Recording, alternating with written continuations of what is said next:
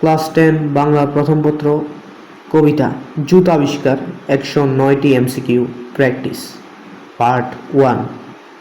1 রবীন্দ্রনাথ ঠাকুর কত সালে নোবেল পুরস্কার লাভ করেন? 1913।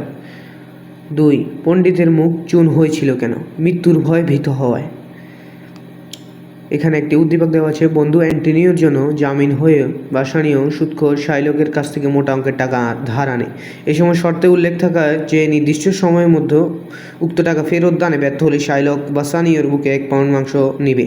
শেষ পর্যন্ত ব্যর্থতার সুযোগে শাইলক আদালতে যায়। অসহায় বোধ করে বাসানীয় এমন সময় এক তরুণ উকিল বলেন, শাইলক ঠিক 1 পাউন্ড মাংস কাটতে পারবেন, কম বেশি নয়, এবং সত্য উল্লেখ না থাকায় কোনো রক্ত ঝরাতে পারবে না।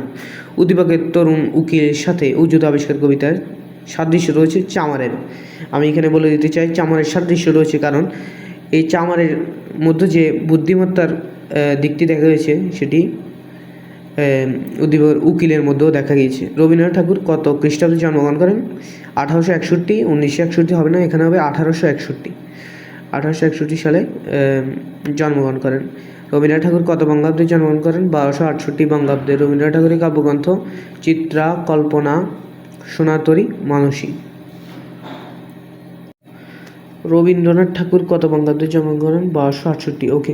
বিশ্বকবি রবীন্দ্রনাথ ঠাকুরের পিতার নাম কি? মহর্ষি দেবেন্দ্রনাথ ঠাকুর। রবীন্দ্রনাথ ঠাকুর কোন কাব্যের জন্য নোবেল পুরস্কার পান? গীতাঞ্জলি। এশীয়দের মধ্যে সাহিত্যে সর্বপ্রথম নোবেল পুরস্কার পান রবীন্দ্রনাথ ঠাকুর। তিনি একাধারে সাহিত্যিক, দার্শনিক ও শিক্ষাবিদ। উক্তিটি কোন লেখক সম্পর্কে প্রযোজ্য? এটা অত্যন্ত সহজ, এটা হলো রবীন্দ্রনাথ ঠাকুর। রবীন্দ্রনাথ ঠাকুর সম্পর্কে যথাযথ উক্তি কোনটি? তিনি একমাত্র নোবেল বিজয়ী কবি। রবীন্দ্রনাথকে বিশ্বকবি বলার ক্ষেত্রে কোন মতবাদটি গ্রহণযোগ্য? বিশ্বব্যাপী সমাদৃত সাহিত্য। তার সাহিত্যগুলো বিশ্বব্যাপী সমাদৃত ছিল। বিসর্জন ও রক্তকর্মীর মধ্যে মিল কিসে? এই দুইটি, বিসর্জন ও রক্তকর্মী, হলো রবীন্দ্রনাথ ঠাকুরের নাটক। রবীন্দ্রনাথ ঠাকুরের সাথে 7ই মে 7ই আগস্ট কীভাবে সম্পর্কিত? জন্ম ও মৃত্যুতে। রবীন্দ্রনাথ ঠাকুরের সাথে 7ই মে 7ই আগস্ট সম্পর্কিত জন্ম ও মৃত্যুতে। রবীন্দ্রনাথ ঠাকুর কত খ্রিস্টাব্দে মৃত্যুবরণ করেন? 1941 খ্রিস্টাব্দে। আর বঙ্গাব্দ কত?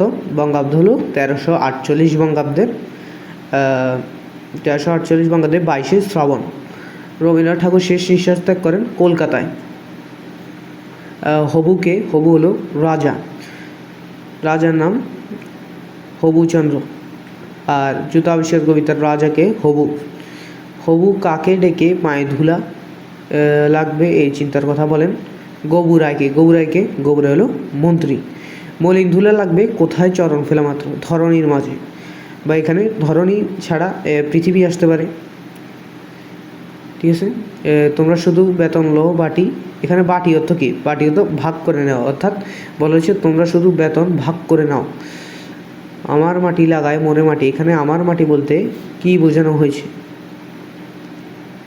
বোঝানো হয়েছে রাজ্যের মাটি। ঠিক আছে, এখানে বোঝানো হয়েছে রাজ্যের মাটি।